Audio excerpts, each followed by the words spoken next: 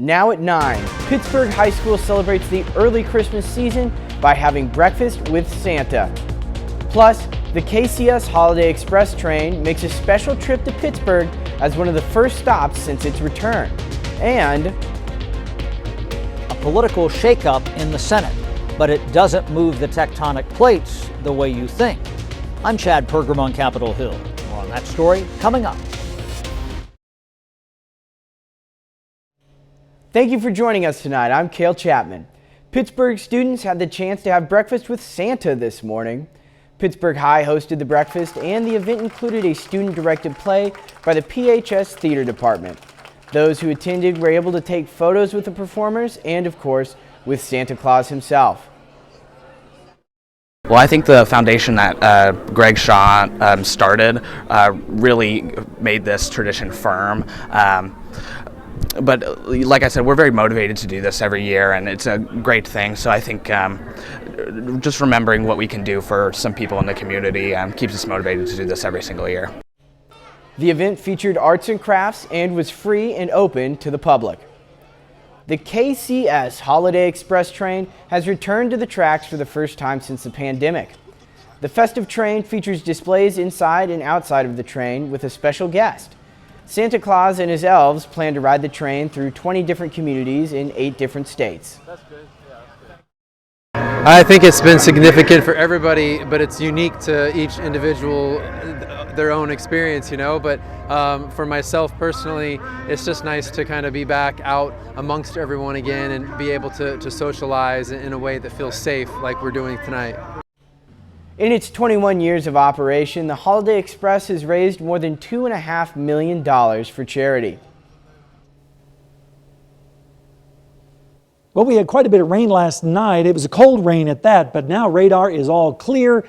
Nothing really going on here in the four-state area. But last night, as I mentioned, we had quite a bit of rain. Some areas got close to 2 inches of rain down in southern Barry County, extending on over towards Branson. Most of the area got around an inch of rain, including here in the metro area, and a little bit lesser amounts the further to the north and west you go. All right, let's take a look down the lane and show you what's coming up. Sun returns tomorrow for your Sunday. Then we have an early week warm-up, and then we have a severe threat possible on Tuesday, and then we have a cold snap ahead after that. And I'll have all the details coming up in your forecast in just a little bit, so stay with us.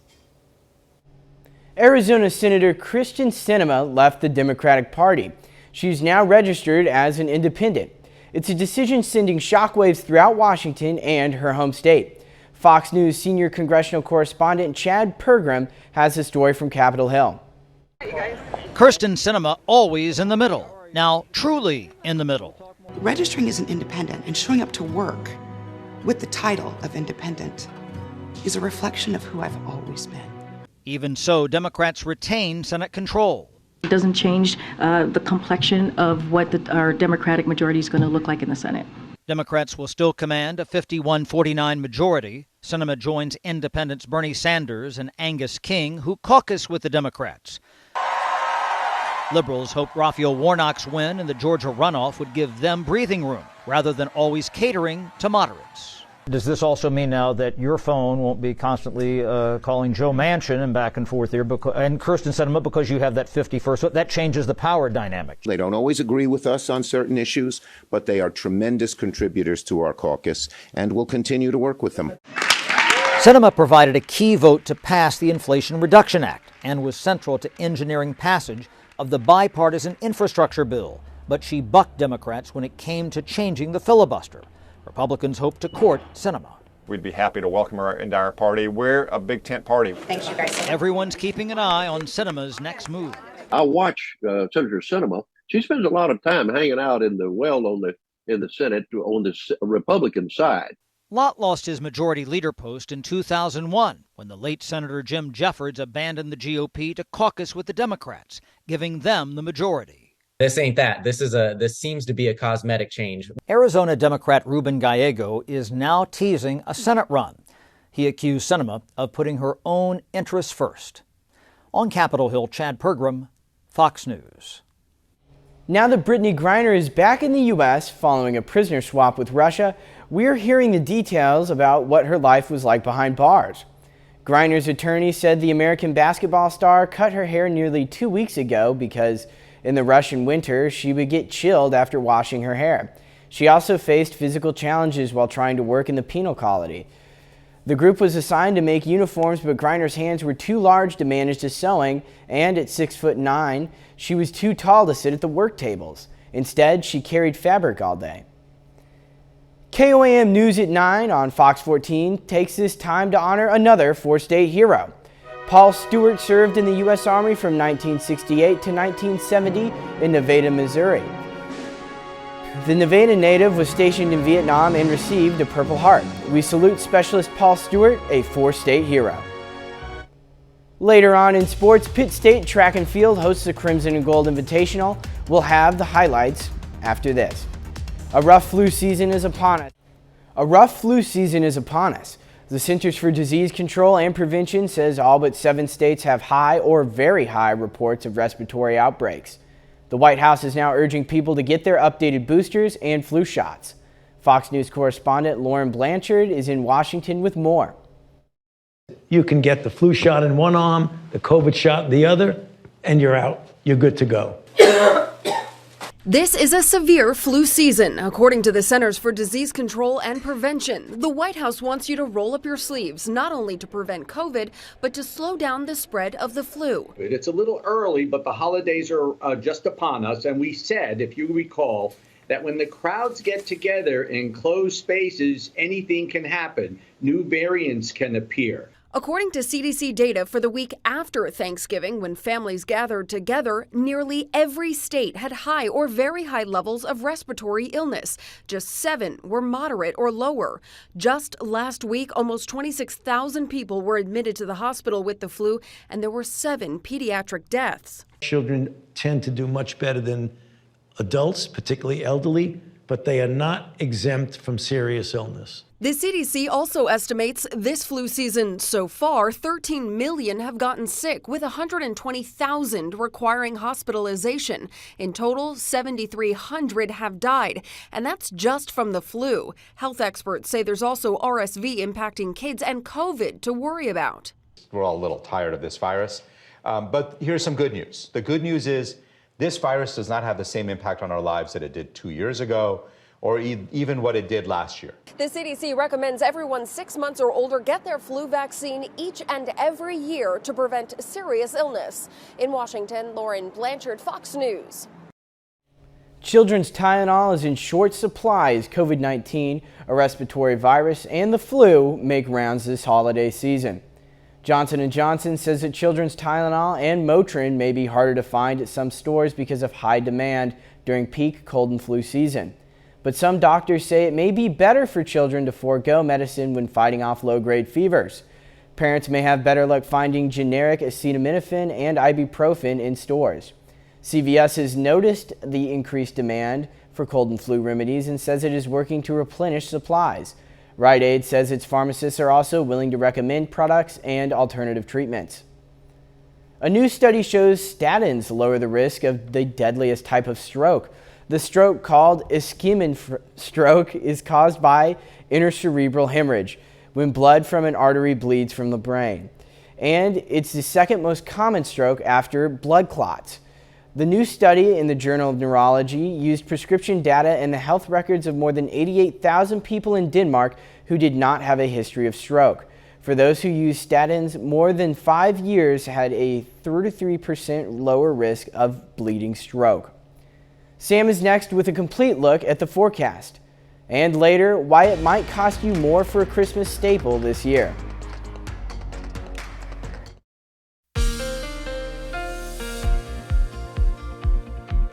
"24 hours ago, we were watching rain move into our area on radar, but no rain tonight.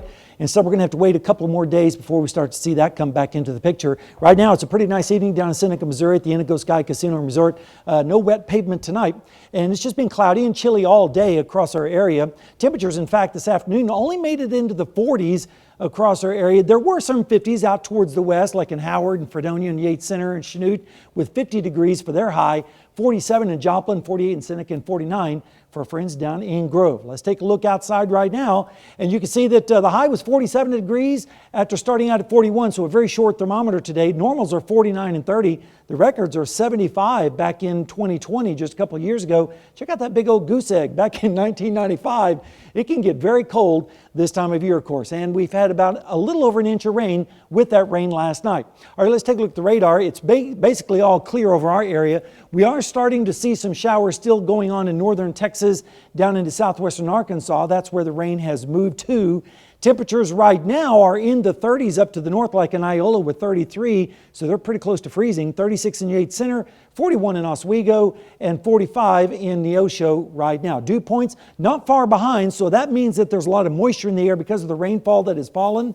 And as a result, we're going to see some fog develop across our area later on tonight, and some of that could be dense in some locations. Right now in Joplin, we're sitting under mostly cloudy skies, 45 degrees. It feels like 43. Check out the dew point, 41. So we only got 4 degrees to go before we get to 100% on the humidity and the fog. Right now we're at 86% with the pressure rising. Here's the fog forecast. Now by tomorrow morning, we'll be socked in with visibilities around 3 or 4 miles across our area. Some places could get down a little bit less than that. Then we expect the fog to burn off by afternoon and visibilities returning to around 10 miles with a little bit of sunshine. Here's a look at the forecast as we go through time. We had the system that moved over us last night, moving up into the New England states, but look at this big storm that's going to be carved out over the southwest.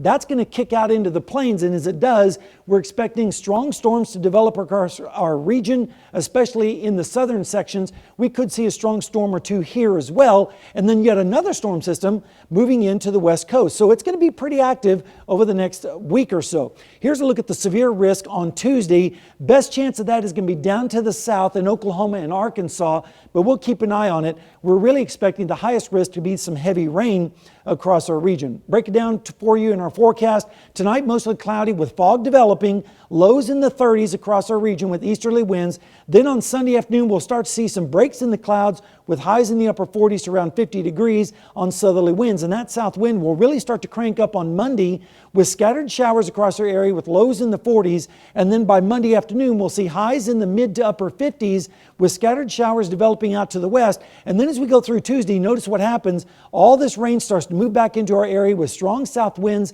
and highs in the mid 50s. And again, some of those storms could be strong to maybe severe, especially down to the south. Rainfall amounts on the next storm system are generally going to be around an inch or so across our area once again. So that's going to keep us getting closer to being closer to normal on our rainfall. Here's a look at the 7-day forecast. 53 on Sunday, 59 on Monday, with the storms moving in late Monday, but especially on Tuesday with a high of 63. Turning colder on Wednesday, Thursday, Friday, right on into next weekend with a chance of flurries on Thursday and Saturday. Watching a volcano erupt is a bucket list item for some people. Now there's a great way to get a front seat to the rivers of boiling lava without the risk of getting hurt.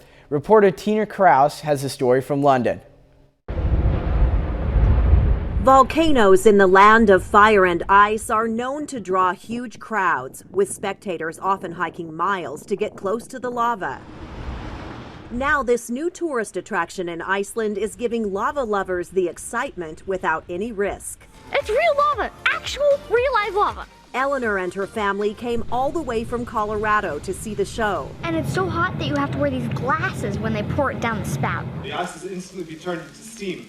It's pushing up through the lava and forming these bubbles. Furnaces remelt lava from one of Iceland's volcanoes that blew more than 100 years ago, sending red-hot molten lava down a chute and into a showroom. You can probably get much closer to the lava in a situation like this, much more so than you could in a real eruption. It was really beautiful. I can see why a lot of people would be drawn to it or really attracted by it. The spectacular sight was so exciting for Eleanor. She documented the unique adventure on social media. You get all the sights and sounds and smells, but of course, because the lava that we're melting here has already erupted, any toxic gases and stuff have left. Leaving only a sense of wonder for tourists who keep on coming. Coming up, the holidays are getting more expensive. Giving you a fresh cut on a fresh cut Christmas tree. I'm Jeff Flock in Morristown, New Jersey. Prices are up. We're going to talk to the people in charge when we come back. The holiday season is hitting Americans' wallets in more than one way. The price of Christmas trees is increasing anywhere between 5 and 10% more this year. Fox Business Network's Jeff Flock reports from New Jersey. We come to you from the midst of the forest. Yeah, it's one of those pop-up forests that pop up this time of the Christmas season. The demand for real Christmas trees continues despite inflation out there. Last year, put up the numbers, about 21 million people last year bought Christmas trees, real ones. Cost about $70 on average. Now about 80 is what they say. Is that right, according to what you're seeing, Trevor? Yes, that is correct. Like a good 6 to 7 footer will cost you about 80, 7 to 8 footer about 90 this year. So up a few dollars for sure. Inflation has raised the price of pretty much everything, all the inputs on the growers. Yeah, it starts, with the growers' costs. Fertilizer has tripled for some of our growers. Their labor has increased, and then diesel, of course, has soared, which they run all of their equipment on. Yeah, gotcha. This is a Nordman, right, Tom? You get most of your trees, not from overseas, but states like, is it Oregon, North Carolina, the big ones? Yeah, Oregon, North Carolina, Pennsylvania, everything's made in America. We want to buy in America. So this is where they come from, Jeff. Gotcha. And you give these all a fresh cut, right? Can we see see what it looks like to get a fresh cut here?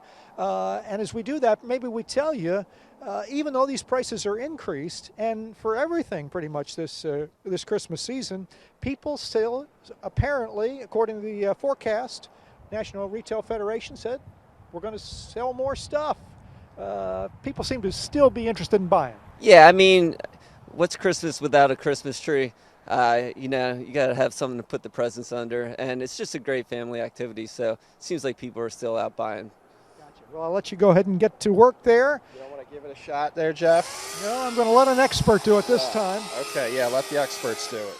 Look at that. There you go. This is Trev's Trees. 5 different locations in both New Jersey and Pennsylvania.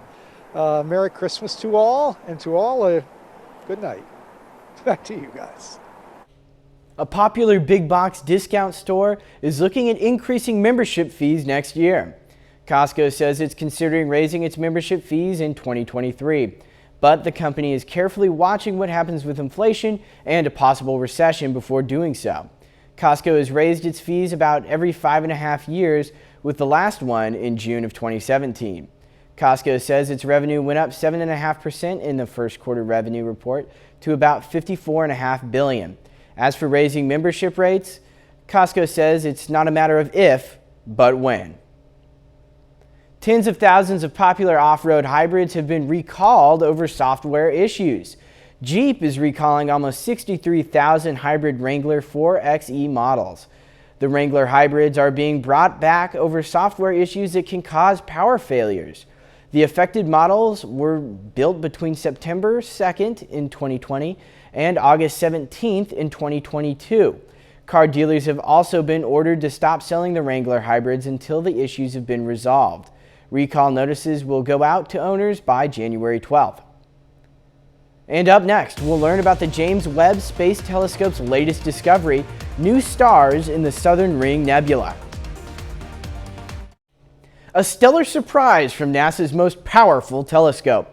New data from the James Webb Space Telescope has revealed never-before-seen stars in the Southern Ring Nebula. At least 2, possibly 3 unseen stars craft the oblong, curvy shapes of the nebula. And for the very first time, researchers were also able to pinpoint the mass of the central star before it created the nebula. It took 70 researchers from Ursula DeMarco of Macquarie University in Sydney, Australia, to analyze the images of the dying star. From their calculations, the star was nearly 3 times the mass of our own sun before. It now measures about 60% the mass of our own sun. 30 more minutes of news, weather, and sports are coming your way. The city of Granby, Missouri gets into the holiday spirit with a day filled with Christmas activities. The little town of Granby, Missouri is celebrating its Christmas Day with different sorts of activities. KOAM's Shagun Bamadeli has more. From a variety of handmade crafts, gift and boutiques, taking family photos, kids writing letters to Santa, coloring him a picture and decorating a sugar cookie, Grantsbury Christmas celebration started today with the East Newton Vendor Market. And this is the East Newton United Vendor Market. It is to support our community. So we are a nonprofit that raises money to support our children in our community and within our school. So we bring local vendors. Many of our vendors are past and present students that have turned businesses or created businesses, and they're here selling their product as well as other local businesses. The event brings more people to the community of Granbury. It's bringing more shoppers into our community. So we have a lot of small local businesses, and our event brings in outside community members. So it brings people from other areas in. They shop from our vendors here, but then they also go around and shop our local stores as well. One local vendor says she loves supporting the community with her products. It's just nice to show support to your community, that you're there for them, and just to see a friendly face, and just to promote things for special things like this. So we provide clothing for students in need. We provide food for students that are food insecure within our school district. And this event just raises money so that we can continue that program. Reporting in Grantsbury, Shogun Mamdele, KOAM News. The event allowed Granby to showcase some of the places to shop and eat around town. The annual Christmas parade took along their main street. An annual event in Joplin is providing warmth to those in need this winter. Chase the Chill, Southwest Missouri is an event where hundreds of volunteers come together to collect donations of winter clothing such as scarves, stocking caps, and gloves. This year, the volunteers collected nearly 2,000 items to help warm up those in need. Just overwhelming happiness is just to see that there are so many kids in the community that need help buying winter accessories for school that stand at bus stops. It's not just the homeless, it's not just low income. There are so many wide ranges of people that this helps, and to know that when we started, we were passing out 300 items to a few people, and now this year we're around 2,000, and that people are waiting out there for us. Like, I really need these winter accessories to stay warm this year, and I know these people are going to come and give me some. That is just an overwhelming feeling of greatness. This is the 8th year volunteers have done the Chase for Chill event in Joplin. Speaking of chill, Sam Lane comes and gives us the weather. That's right. We had a chilly night last night with all that rainfall with temperatures in the 30s and 40s. But radar right now is all clear. Nothing really going on in our area. We have to go all the way down to the south to start to see any rainfall that's occurring right now. But last night, there was quite a bit of rain. In fact, a lot of areas got over an inch of rain here in the green, and even close to 2 inches and over 2 inches down in southern Berry County, extending over into Branson. A heavy swath of rain also across Delaware County. A little bit lighter amounts up towards the north and west, but everyone got in on the rainfall, and that was certainly good news as we've still been dealing with a little bit of a drought. The sun is going to return for your Sunday though, and we have an early week warm up, and then we have another threat of severe weather on Tuesday and a cold snap after that. I'll have all the details coming up in your forecast, so you'll want to stay tuned. A sudden and shocking death of a U.S. journalist covering the World Cup. Grant Wahl was one of the most well-known writers covering soccer in the United States. Fox's Kevin Urteski has that story. While fans in Qatar cheer on the final rounds of the 2022 World Cup, a tragedy on the sidelines for the American soccer community, with news of the sudden passing of U.S. soccer journalist Grant Wahl. Wahl was in Qatar covering his 8th World Cup. He sought treatment after feeling sick earlier this week, writing on his website, quote, "My body finally broke down on me. 3 weeks of little sleep, high stress, and lots of work can do that to you. I went into the medical clinic at the main media center today, and they said I probably have bronchitis." Authorities say he collapsed Friday while covering the match between Argentina and the Netherlands. His friends and colleagues deeply saddened by the loss. For him to not be with us anymore at such a young age, that's an immense shock. I always think back to me as a teenager and having Grant, in our building down at St. V. So it's a tragic loss. Wahl wrote for Sports Illustrated for more than 2 decades before starting his own website. He was one of the most popular and influential journalists covering soccer and worked to increase the sport's popularity in America after the U.S. played host to the 1994 World Cup. Soccer's had a very checkered history in the United States, but I think Grant really helped to establish it in the general sports public eye as, this is a serious sport. An official cause of death has not been released. Wahl was just 48 years old. Kevin Uretsky, Fox News. The average price of a gallon of gasoline in the United States is now lower than it was a year ago, but by a slim margin. A gallon of regular gas is now averaging $3.33, a penny a gallon less than it was last year. It's almost 2 years since the last time gas fell below what it was on the same day in the prior year. Over the past several weeks, fuel prices have been dropping as demand across the globe has fallen. And still ahead, how a piece of art is giving hope to so many dealing with tragedy in war-torn Ukraine.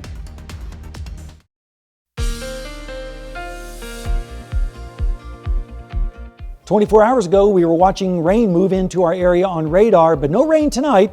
Instead, we're going to have to wait a couple more days before we start to see that come back into the picture. Right now, it's a pretty nice evening down in Seneca, Missouri at the Indigo Sky Casino and Resort. No wet pavement tonight, and it's just been cloudy and chilly all day across our area. Temperatures, in fact, this afternoon only made it into the 40s across our area. There were some 50s out towards the west, like in Howard and Fredonia and Yates Center and Chanute, with 50 degrees for their high, 47 in Joplin, 48 in Seneca, and 49 for our friends down in Grove. Let's take a look outside right now, and you can see that the high was 47 degrees after starting out at 41, so a very short thermometer today. Normals are 49 and 30. The records are 75 back in 2020, just a couple of years ago. Check out that big old goose egg back in 1995. It can get very cold this time of year, of course, and we've had about a little over an inch of rain with that rain last night. All right, let's take a look at the radar. It's basically all clear over our area. We are starting to see some showers still going on in northern Texas down into southwestern Arkansas. That's where the rain has moved to. Temperatures right now are in the 30s up to the north, like in Iola with 33, so they're pretty close to freezing. 36 in Yates Center, 41 in Oswego, and 45 in Neosho right now. Dew points not far behind, so that means that there's a lot of moisture in the air because of the rainfall that has fallen.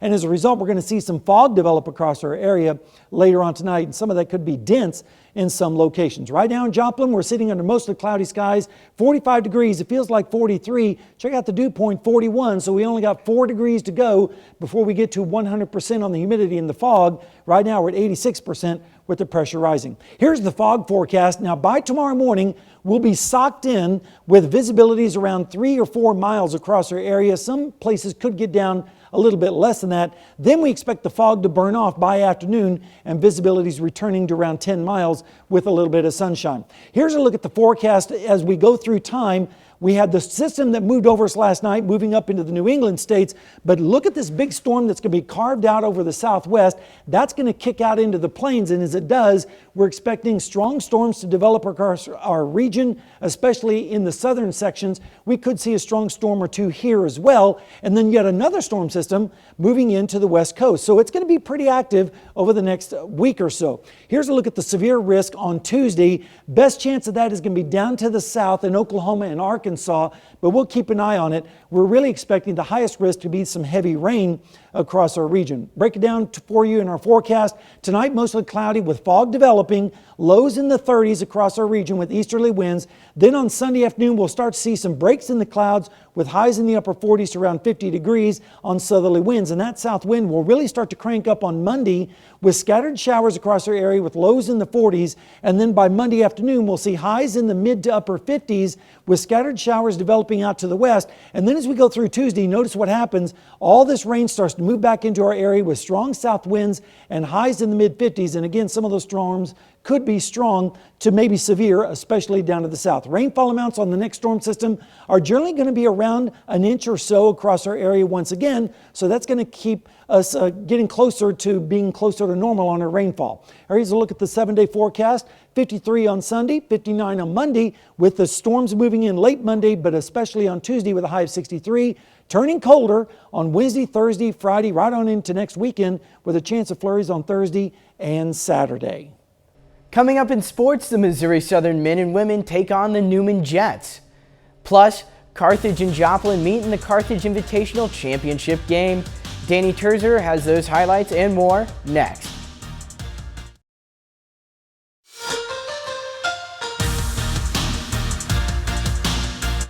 Today is the final day of the Carthage Invitational, and the Joplin Eagles have a chance to win it all for the second straight year. The Eagles hit the floor against the tournament host Tigers in the championship game. First half is neck and neck. Third quarter, Fred Taylor to Quinn Renfro. He shoots. Terrence Gibson is there for the putback. Eagles up 30-29.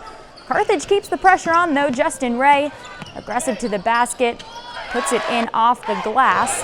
It's a 1-point game.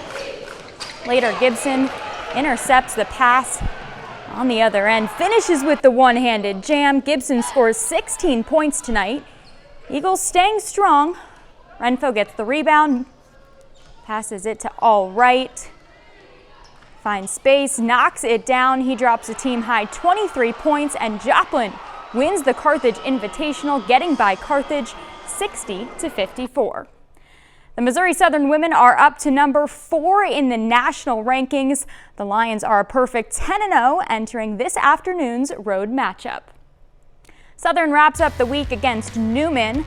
The Lions roll to their 11th straight win, beating the Jets 89-42. Lane Skiles leads the team with 15 points. Maddie Stokes adds 12 points and 7 rebounds. On the men's side, Southern is coming off a huge upset win over 6th-ranked Central Oklahoma. Today, the Lions keep the momentum going. They dominate the Jets 100-66. 5 players score in double digits. Vincent Sigmund drops a team-high 19 points with 4 assists and 3 steals. Christian Bundy adds a double-double, 16 points and 10 boards. At the Division I level, Kansas is at Mizzou today. Jayhawks with the lead. Grady Dick drains the deep 3. Then Jalen Wilson to Dick. He gets the reverse layup to fall. Kansas extends the lead to 14. Later in the first, KJ Adams rises up for the big block. One more time, Adam denies shot at the rim. Kansas dominating on both ends of the court. And more from Adams here. Takes the pass and throws it down. Kansas picks up its first road win of the year, cruising by Mizzou 95-67. Pittsburgh State and Missouri Southern open the indoor track and field season today at the Crimson and Gold Invitational in Pittsburgh. In the women's pole vault, Pitt State sophomore Kyla Davis wins the event, clearing 4.03 meters. And on the track, the Gorilla men dominate the 60-meter hurdles. TJ Caldwell places first with a time of 7.83 seconds, and Dalen Williams crosses the finish line right behind him in second. On the women's side, Missouri Southern's Kiara Smith races to a first-place finish with a time of 8.45 seconds. Moving to the 60-meter dash, Tania Looney locks up 4th place for Pitt State. The freshman finishes the race in 7.55 seconds. And finally, Diego Contreras gets a 4th place finish in the 5,000-meter run. That's a look at sports. We'll be right back. A new report finds big oil companies have been misleading consumers about plans to address climate change while raking in record profits. The House Oversight Committee held a year-long investigation into greenwashing by the fossil fuel industry. Lawmakers discovered oil companies promised action but did not follow through with tangible changes. For example, the report said BP announced in 2020 it would be a net zero company by 2050, yet internal documents did not align with that. The committee also criticized Chevron for doubling down on fossil fuel investments. Big Oil and the American Petroleum Institute have denied engaging in a disinformation campaign. Amidst the agony of everyday life in war-torn Ukraine, one piece of art is giving hope to the hopeless. Fox News correspondent Jeff Paul has the story. It's a surreal experience as sirens blare throughout Kyiv, warning of a possible incoming aerial attack. At this moment, there's something more pressing on the minds of these Ukrainians. It is very important for our country that it talk not only about war as politics, but also about war as culture. Maria Mikhailuk is one of the countless folks who just had to see it to believe it. Posted on the side of an unassuming concrete barrier sits a discreet yet cleverly placed painting by the world's most mysterious and elusive artist, Banksy. The war will end, and art and culture will remain in memory, and will serve as a symbol for future generations and a memory of what happened. Beauty in the backdrop of war. A dancer tiptoes on top of a hole in the side of this blown-out apartment in Irpin. Another handstands on the ruins of Boryanka. And just down the road, a child appears to throw Russian President Vladimir Putin to the ground. Well, to be honest, we didn't expect that such a famous person could come to our town and paint a picture. This is a great honor for us. Tatiana Rizinchenko watched as Banksy created this work in her war-torn neighborhood in Horenka. Without power and heat most days, Tatiana says the painting has not only warmed their hearts, but has drawn attention to hopefully get the help they need. We will try to preserve it. We really want. Maybe someone will help us rebuild everything and make a museum at this place. Well, that's a bit of a letdown. We were hoping to see the Banksy here in Hostomel, but it appears someone beat us to it. What was a creatively placed robed woman wearing a gas mask has vanished. The perpetrators cut out part of the wall from the destroyed building. Police arrested 8 people who claimed they were just trying to preserve the painting. But beyond the tens of thousands each of these works of art could fetch at auction, there's a value they hold that's bigger than money. Even if it's just for a moment as they go about their day, not knowing if the next will come, it reminds them of the beauty of life, even if this war cuts theirs short. And what's really striking is that line, war as culture. It's something you see among artists here in Ukraine. It's in what they paint, it's in what they write, and sadly has become a part of everyday life. In Kyiv, Jeff Paul, Fox News. Up next, how a Southwest Airlines employee goes above and beyond to get a stuffed animal back to its owner. A stuffed dog goes on a whirlwind adventure back to its owner. A beloved stuffed animal was left in a rental car by its owner, Luna. When Luna and her mom, Jessica, realized the toy was missing, Jessica contacted Southwest Airlines, hoping there would be the slightest chance to get the dog back. Lucky for this little girl, an airline agent went above and beyond to reunite the two and documented the stuffed animal's adventure while it waited for its owner to come and pick it up. It took about a month, but Luna and Dog are back together again. What an adventure. That's great. Yeah, that's very heartwarming. Very cool. Yeah, very heartwarming. We have some weather coming up out of the southwest, in fact. Tomorrow, though, partly cloudy skies, a high 53. Then rain comes back in on Monday and Tuesday, especially Tuesday. Some of those storms could be strong. Then it gets cold with some flurries maybe up towards the north on Thursday, and yet another chance of flurries on Saturday, especially down to the south. And take a look at the extended forecast. We're going to start seeing some winter-like weather around here pretty soon. And of course, as we get closer to Christmas, I think everyone's probably going to get into the Christmas spirit, especially if we get some of the white stuff. Well, heck yeah. Yeah. Well, hopefully it'll get pretty festive here soon. Yeah, I like the snow. I just don't like it when it makes travel problems. That's a bad thing. But I think right now it looks like the data is still debating as to exactly how strong of a storm it's going to be. But maybe we'll have a little bit of the snow just in time for Christmas. Well, hey, my favorite kind of snow is when it cancels class, so hopefully I can get some of that going on. Absolutely. All right, well, that's our time for tonight. Thank you for joining us. We'll leave you with a video of corgis participating in a Christmas walk in London.